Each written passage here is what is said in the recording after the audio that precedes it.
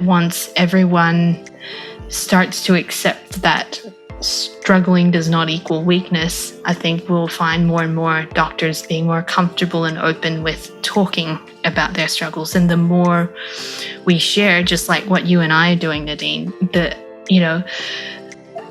better it's going to be for everyone. That's how we're going to change the culture. That's how we're going to, break down the stigma even further.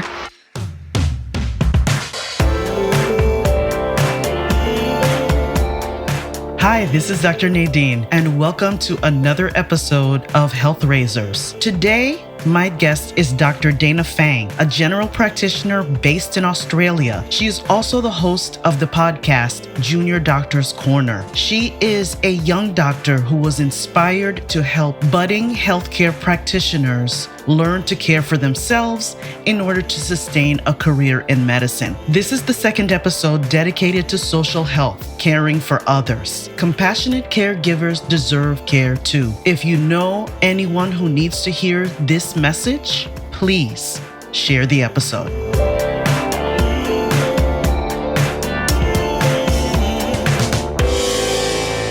Dana, we met a couple of years now. Doesn't time fly? You asked me to be on your wonderful podcast, and I must thank you because that episode has stayed with me for a very long time. I don't know if you did it on purpose, but you gave me such wonderful space to come to terms with some of the grief that I hadn't let myself completely process after leaving medicine. I thought I was fine, but yeah, you just really gave me a really nurturing space to talk about my process and really explore how I felt, to come to terms with how I felt moving forward, to start the process of being really grateful for that journey and having no regrets and really being comfortable with that. So I really can't thank you enough. You did a lot for me. You're the one that I should be thanking because it was a really important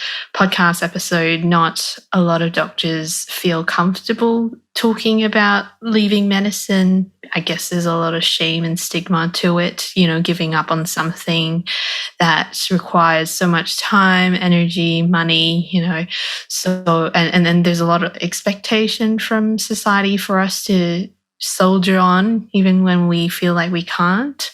So it was really good to, hear from someone who's managed to not only just leave medicine, but go on to have a really great career in still health related, but, not directly medical kind of field. So yeah, thank you so much for doing that podcast episode.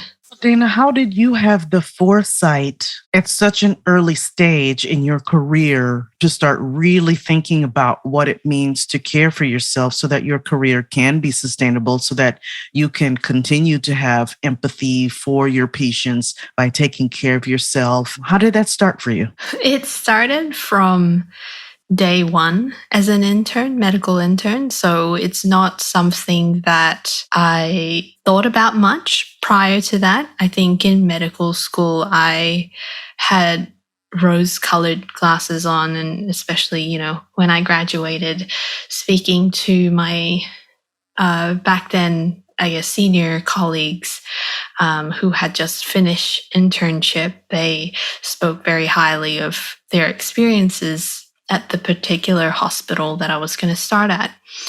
And, I was really excited. I was also really confident in myself and my abilities to take on medical internship.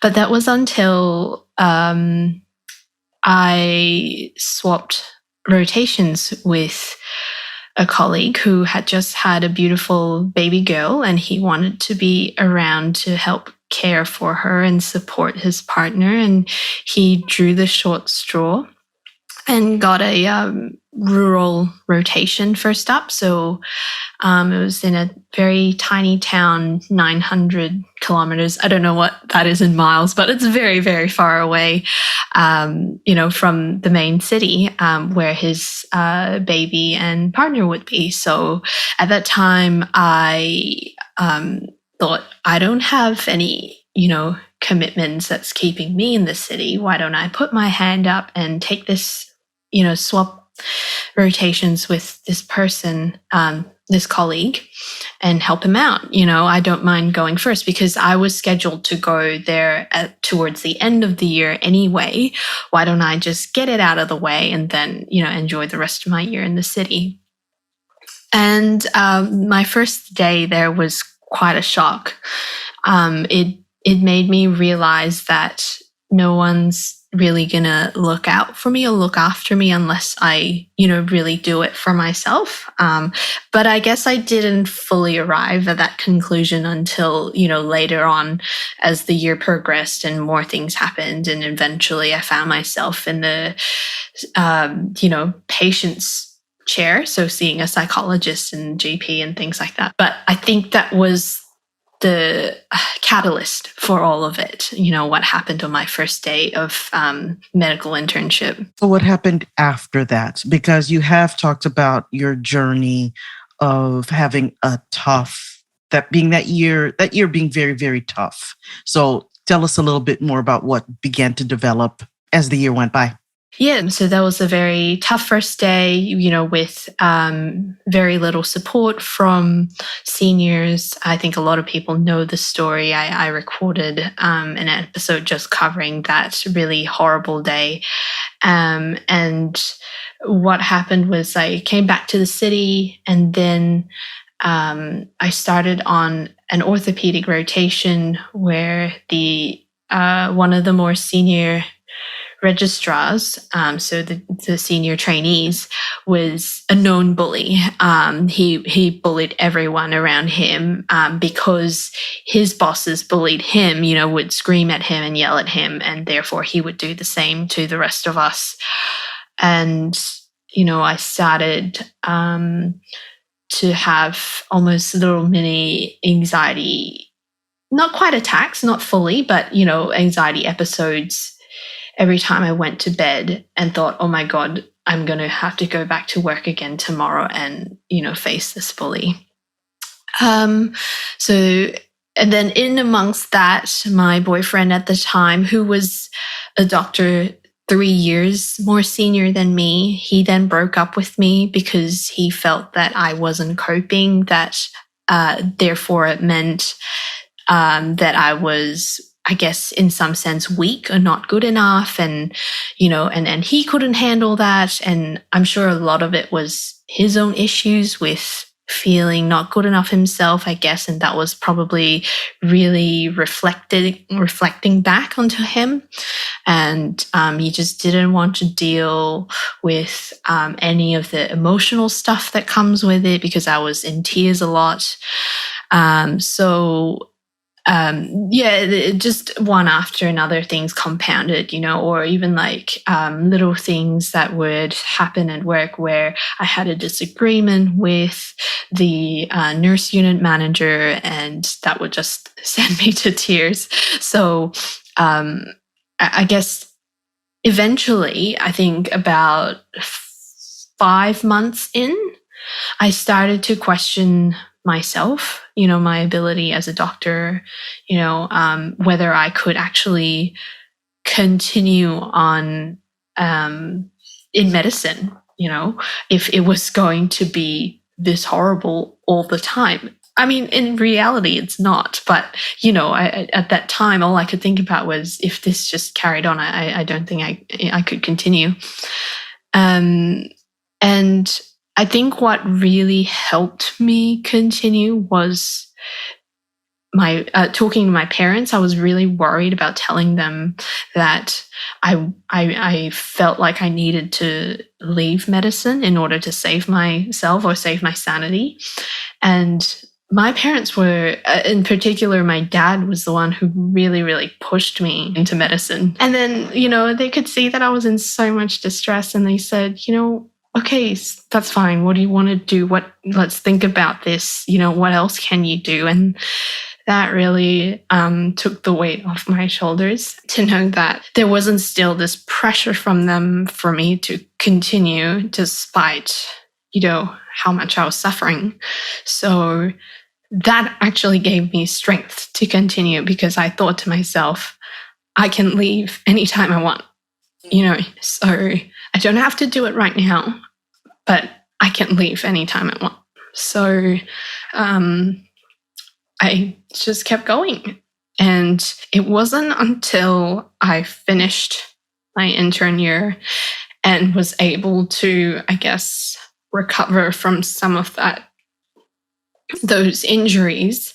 And after talking to my psychologist and things like that, I had enough hindsight to go, okay, not all of this is my fault. A lot of it were things that I could not control.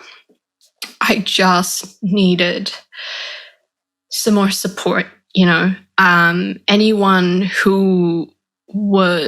if someone else was in my position, like one of my colleagues, they would probably have suffered as well or struggled as well. It doesn't mean that I'm weak or I'm a bad doctor. It was just unlucky that I was put in these situations, but I came out of it alive. And even more importantly, none of my patients died, so I thought to myself, well, this could also happen to other junior doctors that come after me or have already, in fact, come before me. But no one in medicine, at least in Australia anyway, and I think from talking to a lot of people by now, after running this podcast for almost 3 years now, no one's comfortable with sharing these experiences, because it kind of makes them sound like they're weak because of the whole struggling factor. Like, if you're weak, if you struggle, you're weak. So no one wants to talk about it to come across as weak. But I thought, there probably are others, and I think I should speak up and, make this podcast so that, hopefully if someone has gone through or is about to go through similar events as I have, they will have that knowledge that they're not alone, because I've been through it as well and I've come out okay. I've survived it, and therefore they will as well. So that was the premise behind Junior Doctor's Corner.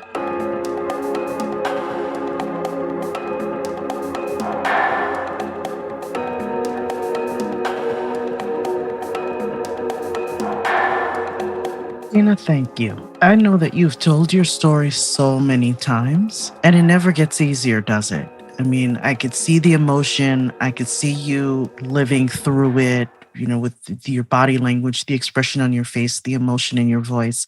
So I really thank you for being able to be one of those people who steps up and wants to tell the truth to help others. The other thing that I heard in your story was this need for support and understanding, this need for empathy, this need for love, so that you could have that outstretched hand to help you through a really difficult moment, because you're a human being. You didn't get it from the boyfriend at the time. And I wonder if he just, no judgment, maybe he was struggling so much himself and couldn't show it that he couldn't lend that outstretched hand. It was too much for him to come up with that, to meet you where you were, because he couldn't, because then he'd have to look at himself.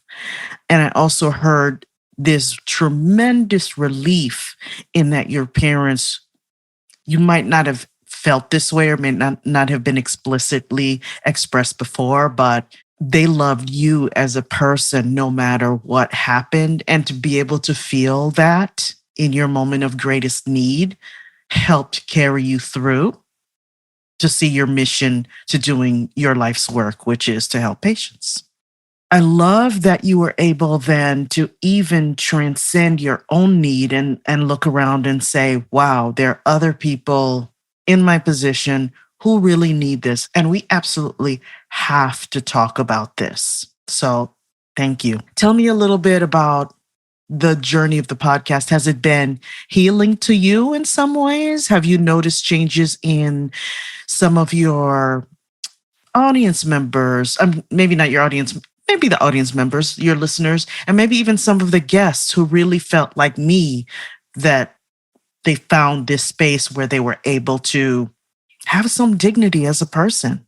Yeah, so when I first thought of making up some kind of support platform or even network for junior doctors, I podcasting wasn't the first thing that came up in my mind. I was always more of a blogger, and I eventually arrived at podcasting because I was doing at least 40-minute walks a day, to and from work in total. And I would spend that time listening to podcasts. And I thought, what a great way for a doctor to, I guess, multitask, because it's going to be so hard to read a blog post while I was walking to work. So I just thought maybe podcasting would be a great idea. I could actually, when you hear someone's voice in your ears, that's really reassuring, or I guess in some cases soothing. I thought it would have a bigger impact. I thought podcasting would be the best way to reach other junior doctors. And yeah, I talked to a couple of trusted friends and, tossed around some ideas in terms of the naming of the podcast and what it would do and things like that, and eventually arrived at Junior Doctor's Corner. And I started off by interviewing close friends, kind of technically as a practice run, but on topics that was still relevant, but, easy to talk about. And that kind of helped build up my courage to then go ask other people. So I just started off small with thinking about who in my circle can I ask, who have I met that would be open to this? And, it kind of became a one thing led to another. One speaker, after talking to one speaker, that would then lead on to another, guest speaker, and so on and so forth. And I'm sure you have a similar experience as well, Nadine.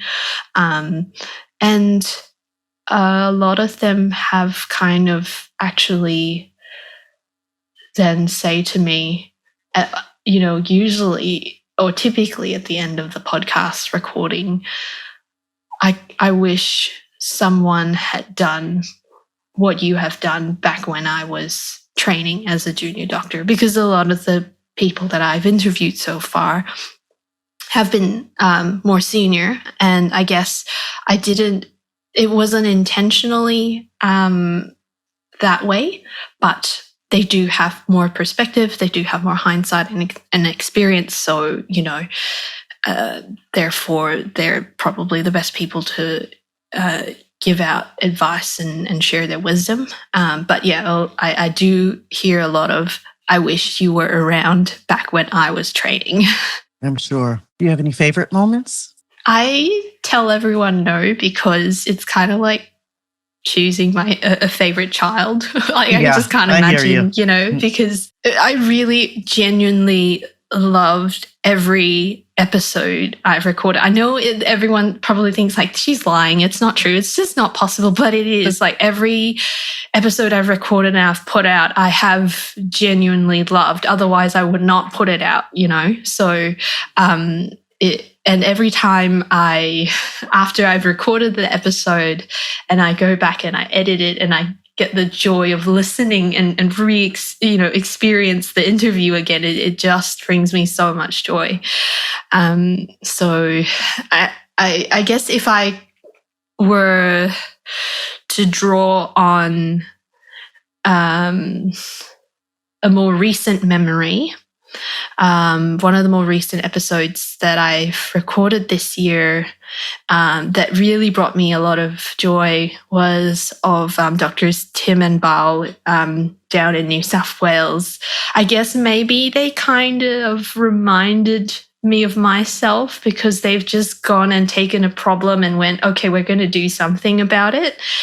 They've started this social enterprise to try and help end, I guess, malaria by selling T-shirts that are permethrin infused so that they ward off mosquitoes. But the profits from that all go towards buying mosquito nets for malaria endemic countries. So,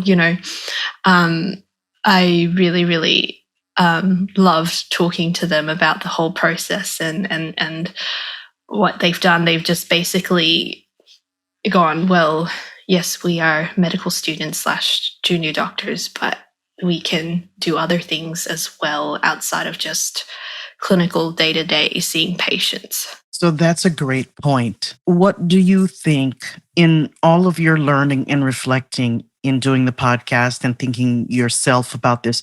What do you think are some effective practices for true self-care to sustain yourself in a career that does take a lot? I guess what I've learned from speaking to so many speakers that are experts on this topic and, doing all the workshops and conferences for this sort of stuff, I've come to learn that it is different for different people. Mm-hmm. So I can't answer that for myself. Mm-hmm. And I've also come to learn that it is there are two types to self-care. There's like your basic, where you're supposed to keep it running in the background for your everyday life because it just keeps things ticking along. It won't prevent your major disasters.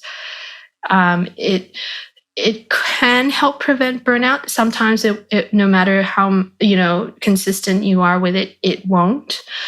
But it is something that does overall, kind of keep things on an even keel as much as possible and keep us going in the long run.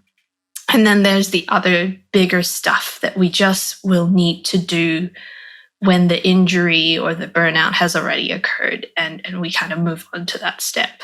So, for me, self-care, and I will be honest, I'm not perfect at it. I'm also human. So, and I also tell my patients this, please don't kick yourself, over it. If you have missed a session at the gym or something, you're only human. You do what you can. The main thing is you keep trying. You don't stop trying, and you do your best to be consistent at it. You're not going to be 100%, but you just keep getting better at it 1% at a time, and cumulatively you will get really, really, really good at it. So for me, it's regular movement, whether it's in the form of Bikram yoga. I love my Bikram yoga.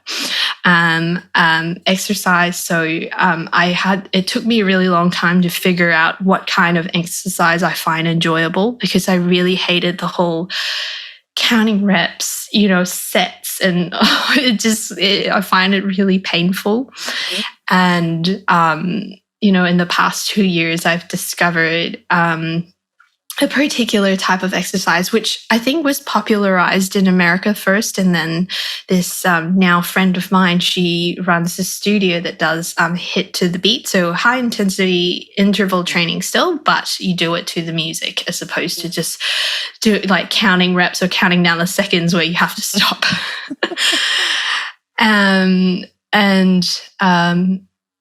Other things include, I guess, trying to eat well as much as possible, although, I do indulge in all the sweet things because I do have a sweet tooth. And that itself can bring me joy, but I can't overdo it because then I end up going into the opposite spectrum of feeling miserable. And then being mindful every day, so practicing mindfulness. It looks very different from me now compared to years ago when I first started. I used to have to, really sit down and do guided meditations and things like that. But now instead it's more of a bit more integrated in things that I do, sort of, even if it's just brushing my teeth, trying to keep my thoughts from running away with itself, sort of coming back to what I'm actually doing. So, being present. And I guess practicing Bikram yoga, that's already incorporated in that as well. So, but it just helps with if we're doing it day to day, as opposed to kind of forcing ourselves like, oh my God, I have to sit for 2 hours, but I don't have 2 hours to actually sit and meditate. So it doesn't have to be this big thing. It can even just be a 5-minute thing, And I know that you, Nadine, you're building like the MD toolkit on trying to help other doctors to, be mindful and meditate. And I'm sure you agree with me. It doesn't have to be this big, massive thing. No, because if it is, as a busy person, if you do put a lot of pressure on yourself and say it has to be this amount of time at this particular, in this particular place, and it has to be every day, then it becomes an overwhelming mountain to climb, and you won't do it, quite frankly. And I like the joy I can hear in your voice too, finding the joy in things that you actually like doing so that they sustain you. Yes, I think a lot of people make the mistake of believing that they need to do it, do a particular activity simply for the sake of their self-care or well-being. But part of, replenishing your well-being is to find joy, if that makes sense. So I always tell my patients, particularly the ones where they come in and they say, I can't lose weight, I'm really struggling, it's to find something that you enjoy. It shouldn't be a punishing activity, And yes, and I guess the last thing that I've have found helpful, and it's been, I guess, brought up by many self-care or well-being experts that I've come across anyway, is some form of journaling. So I have fallen off the wagon when it came to sort of regular journaling of my thoughts and all of that. And I'm kind of trying to go back into it, but it just hasn't brought me a lot of joy. So instead, I've changed it and gone back to something that I know always brings me a lot of, I guess, reprieve, from all the terrible things that have been going on, which is gratitude journaling. So just writing down 3 things most days of the week when I do manage, that I'm really grateful for, just shifting the focus away from all the negative things to the more positive. We don't have to write pages and pages of words. All we have to do is just write 3 little sentences, and that can be enough.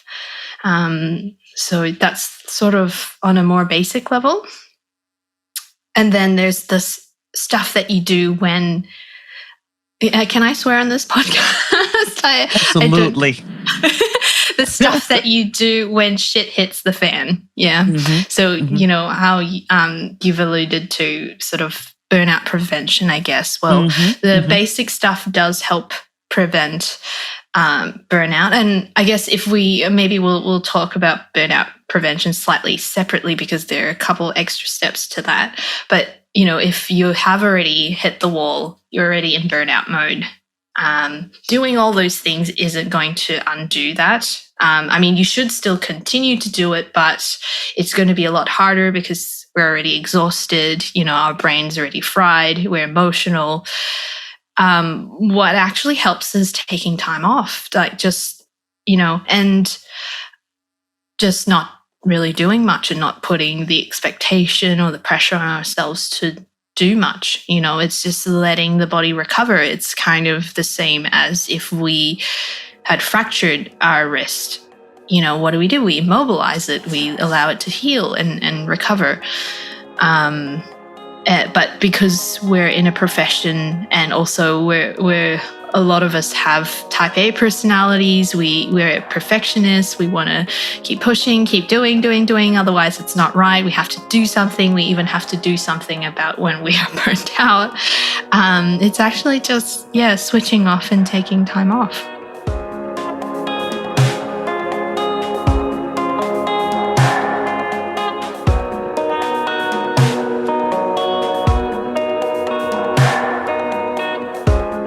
I think it's fair to say that you essentially went over what I usually say for last, which is what is your definition of health, but you've already outlined that very well.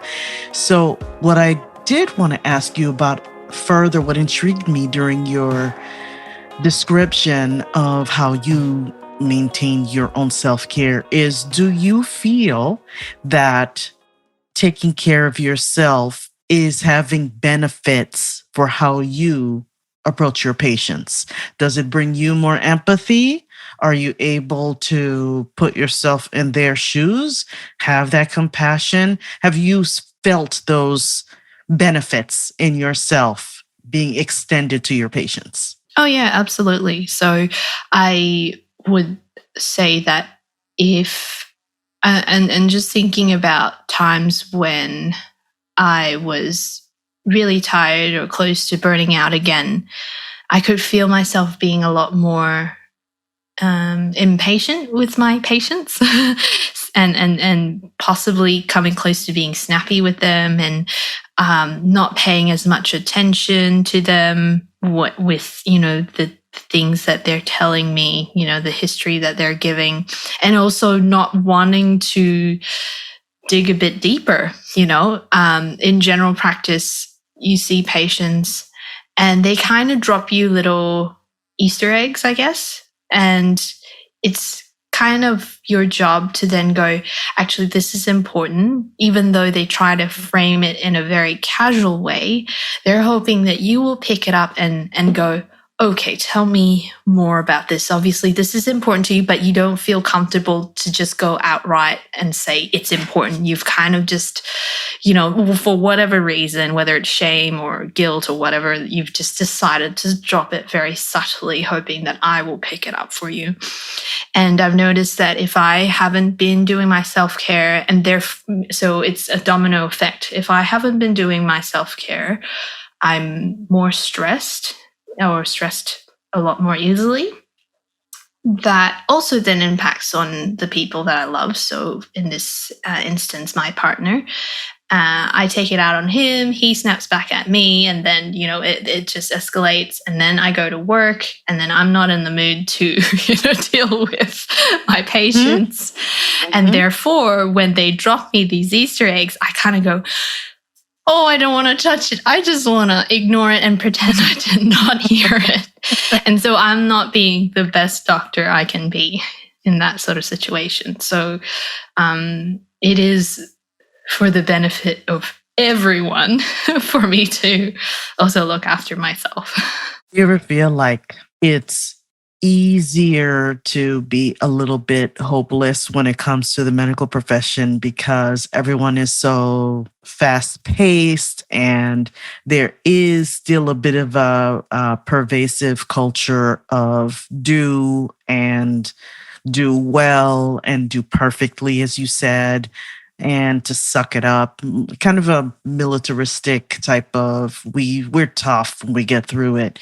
Do you ever feel like it's difficult to keep that hope? I mean, you're definitely making change, and I hope I am too with my podcast. Absolutely. Do you ever wish it were more? Or is it big enough? Is it could we help reshape this culture because of everything you just said? It doesn't benefit patients to have doctors who are so miserable. I think there was a time when I felt that way, where I thought, especially talking to experts on this particular topic and realizing that this is actually an issue that's been around for a very, very long time, even before I was born. And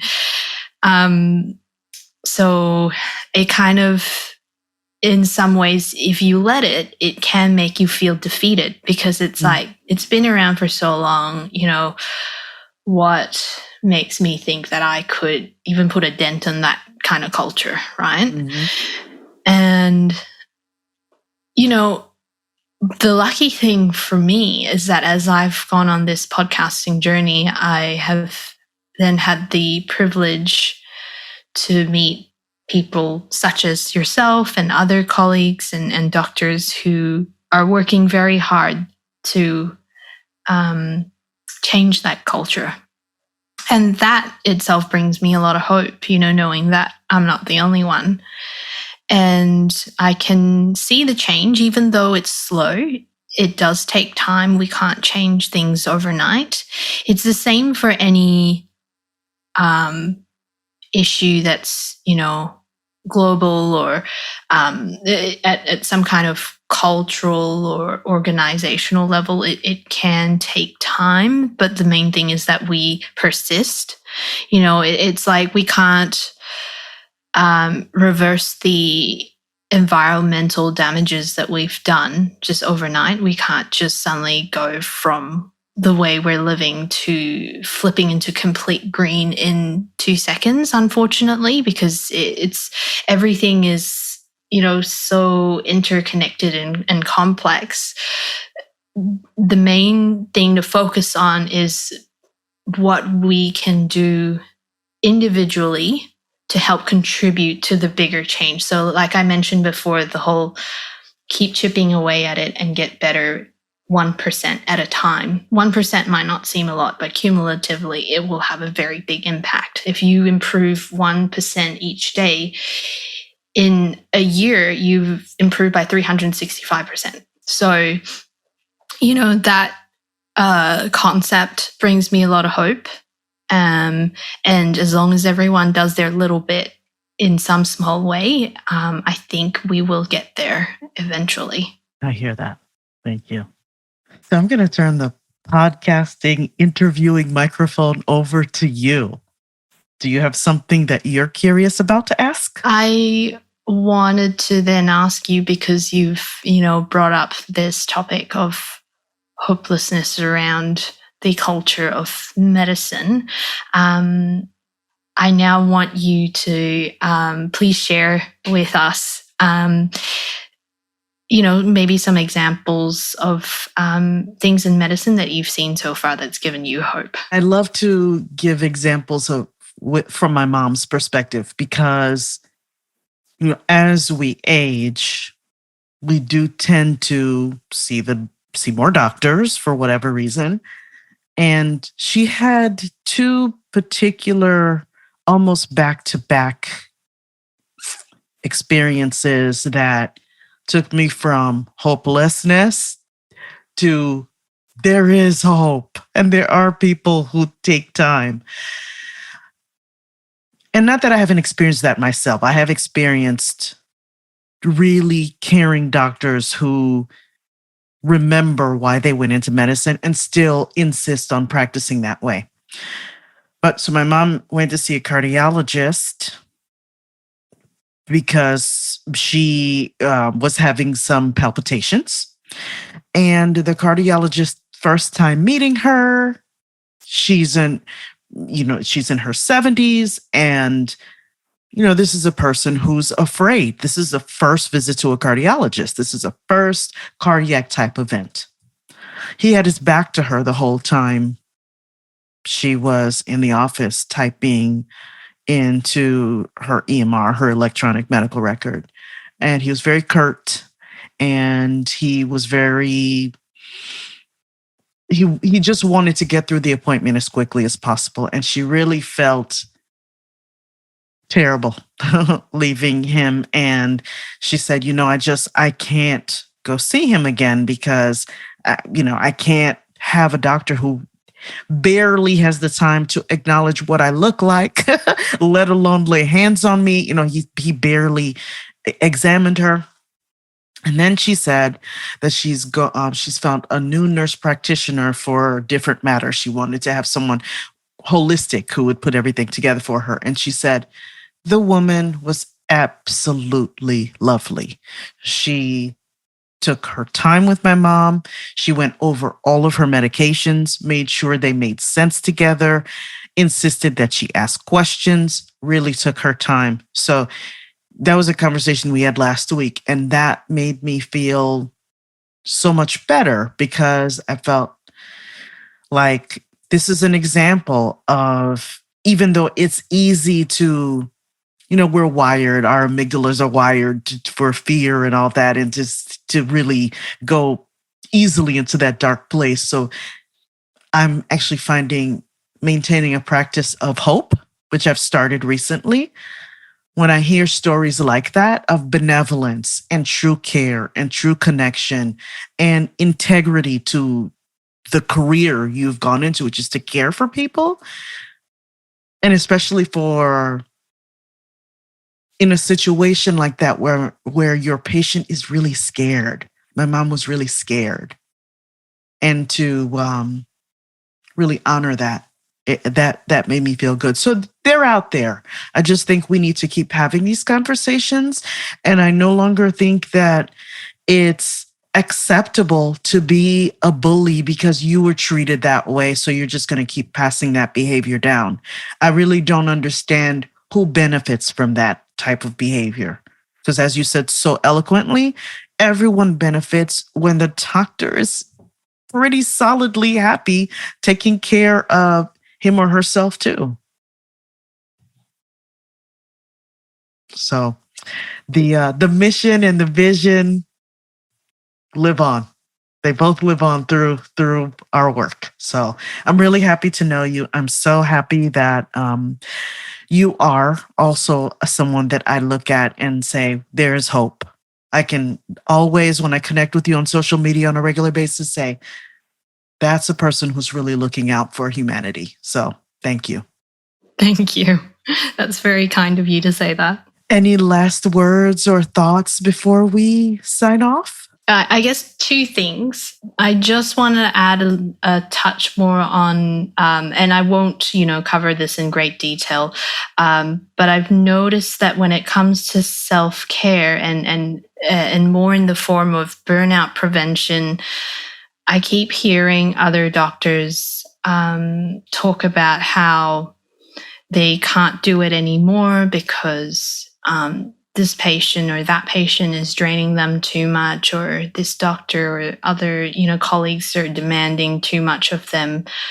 Aside from all those self-care practices we discussed earlier, setting boundaries is also a form of self-care. A lot of doctors struggle with that, and that's because of our people-pleasing tendencies. And I think that's probably going to come from a large proportion of doctors are firstborns, and firstborn children do have a more people-pleasing kind of type personality. So just setting boundaries. It's your job. Unfortunately, this is an activity only you can do. And just like how it comes back to the start where I said, no one's going to do it for you. You're going to have to be the one that looks out for yourself. Yeah, and you need to do this as well. No one's going to set the boundaries for you. Your patient's not going to know what's okay or not okay in terms of pushing you to your limits when it comes to your appointment times. Them booking in a 15-minute appointment and expecting you to push it to 40 minutes. They're not going to know that as well as you do.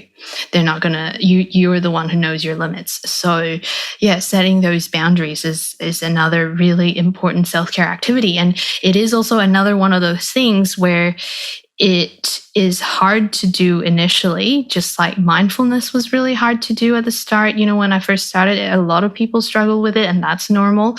Setting boundaries is also very uncomfortable, but it can be a little bit easier the more you do it. And then my very last message, which I have been going around trying my best to spread, and I think is what will hopefully help change the culture in medicine, is to understand and be reminded that if we're struggling, that does not mean we're weak. If we're struggling, chances are it simply means that it's our first time doing something, and therefore it's not easy, and therefore we struggle. Like if it's our first time riding a bike, of course we struggle. The first time we drove a car, we struggled, so it's the same thing in medicine.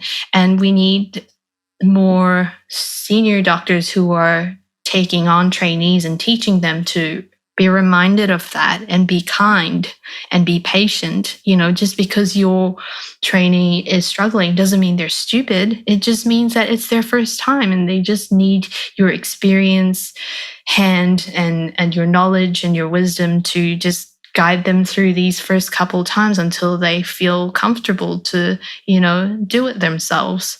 I think that's probably the biggest stigma that needs to be broken down. And I think that once everyone starts to accept that struggling does not equal weakness, I think we'll find more and more doctors being more comfortable and open with talking about their struggles. And the more we share, just like what you and I are doing, Nadine, the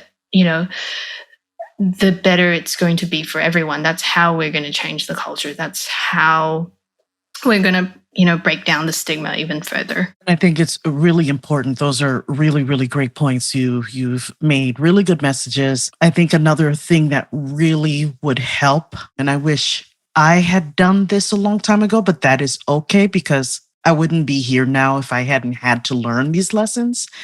The mindfulness component and really being able to, when you're really paying attention to what's happening in the moment and you're accepting what's happening in the moment, whether it feels great or it doesn't, that's why you let go of judgment and you observe. It's really important in what I heard you say to be able to look at something that's situational versus a trend. So are you unhappy because of this thing, this obstacle, or these particular challenges in this moment, but they'll go away? Or are you finding that unhappiness is underlying and it's not a good fit or for you? And so can you use your power of agency and discernment to figure out what's really best for you as a person so that you can then be empowered to go on and make the greatest contribution that you can to your community through your work at the end of the day? Yeah, absolutely. And I think that also comes back to that whole argument about, so currently in Australia, there's a lot of debate going on in terms of there are a lot of hospitals and organizations putting out campaigns to tell doctors to be more gritty, to be more resilient, and therefore that will solve all the issues. And then, of course, there's then the outcry from doctors being like, no, well, you guys need to change all the things. It's the organizational problem. But at the end of the day, it's both. You as an individual, you do need to do what you can do. Focus on the things that you can control, because otherwise, if you stress on about how horrible the organization is or, whatever the hierarchy and all that, you're going to end up being really, really anxious and miserable, and that's not going to help.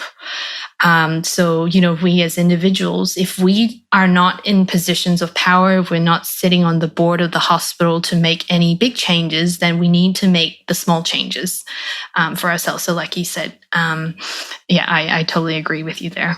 Well, I thank you so very much for sharing your time and your wisdom with us today, Dana. I'm grateful for you. I appreciate you. Thank you. Thank you, Nadine. Thank you so much for having me on your show. It's so great to, catch up again. And thank you so much for, doing what you do. All right, we did it.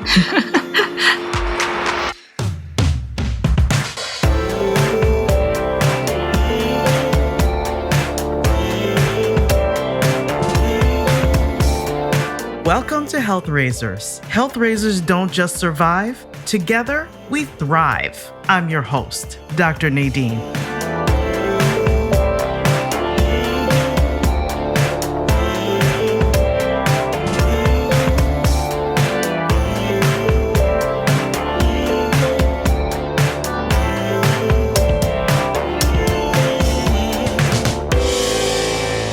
We thrive in community. We are not in isolation from one another. We are completely interconnected and interdependent. Community is not one group serving another, or not even everybody working together. It's seeing the good in yourself within community and seeing the good of the others within the community. It doesn't take anything away from me to be able to encourage somebody else and vice versa. We thrive in our bodies. My value is that I want to age with strength and be able to have the most quality of life for the longest amount of time. That's my driver. You have to have an intimate relationship with yourself first and foremost. Never mind your husband or your wife or partner, whatever. It starts here. So one thing is it's good for our brain's physical health to get to sleep. Second, memories consolidate in sleep. It's really important to identify what makes your body function at an optimal level. The way we do that is being very sensitive to the foods we eat and how we feel afterwards. We thrive in our minds. We make ourselves such low priorities that unless it's obvious, we don't take care of it ourselves. We are socially and culturally conditioned to avoid self-care, and it's wrong. Years later, lots of therapy, lots of other things, I have now learned to be able to say, like, everybody doesn't have to be your friend at the same level. It's certainly a quality versus quantity. What do you want? Why do you want it? We thrive in our spirits. Fear and faith can't occupy the same frequency. I am nature and nature is me. And you can't separate it. There is a power in me to choose my journey. And if I want to choose my journey, I have to cultivate my soul. We thrive in our intellect. Better beats perfect every time. And so I think the mistakes are beautiful because it gives us a reason to get up and push for something and grow and find a new level of ourselves. Variety is important in your daily life because it's really good for your brain. And we thrive in our emotions. There's something about common experience that creates a deep, loving community. You will serve others better when you meet your own needs.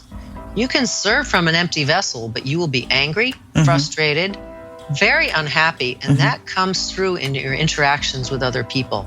The more agreeable we are, the more likely we are to forgive. I think kindness is a way of somebody conveying to us that our dignity matters to them. Come join this health revolution. Bring your whole self to your whole life.